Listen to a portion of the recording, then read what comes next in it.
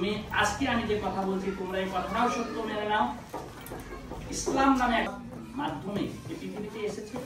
আজকে আমি তোমাদেরকে এক কথাই বলছি, তোমরা যে অর্থাৎ আমি হযরত মুহাম্মদ সাল্লাল্লাহু আলাইহি সাল্লাম তোমাদের রাসূল, তখন আবু লাহাব কি করেছিলেন, তার চাচা একটা পাথর নিয়ে এই জন্মদিনের জিনিসটা অত্যন্ত আমাদের কাছে পছন্দনীয়, এটাই আমাদের কাজ।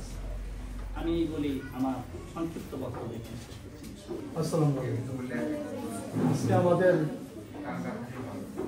অত্যন্ত গরমের দিন, সুন্দর বাচ্চারা আসছে, তো বিশ্লেষণ করে একটু ভালো পাওয়া গেছে, আমি আরো বিশ্লেষণ করবে না।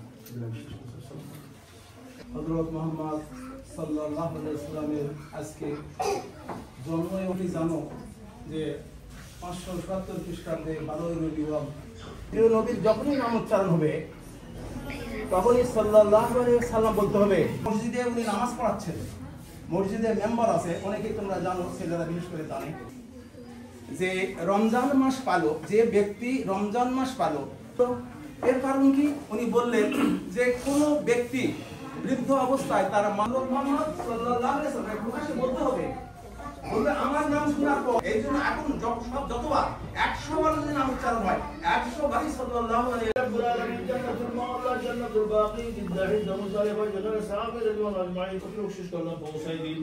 হযরত আদম আলাইহিস সালাম থেকে ঈসা আলাইহিস সালাম পর্যন্ত সমস্ত আম্বিয়াকে বখশিশ করলাম পৌঁছাই দিন। আমাদের স্ত্রী সন্তানের বখশিশ করলাম পৌঁছাই দিন। আমাদের দাদা দাদির বখশিশ করলাম, আমাদের রক্ষা করুন। মজলুমদেরকে আল্লাহ সার্বিক সহায়তা করুন। উপযুক্ত চাই, আমরা সার্বিক নিরাপত্তা চাই, আপনি আমাদের সহায়তাকারী হয়ে যান।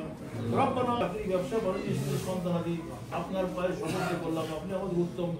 আলহামদুলিল্লাহি রাব্বিল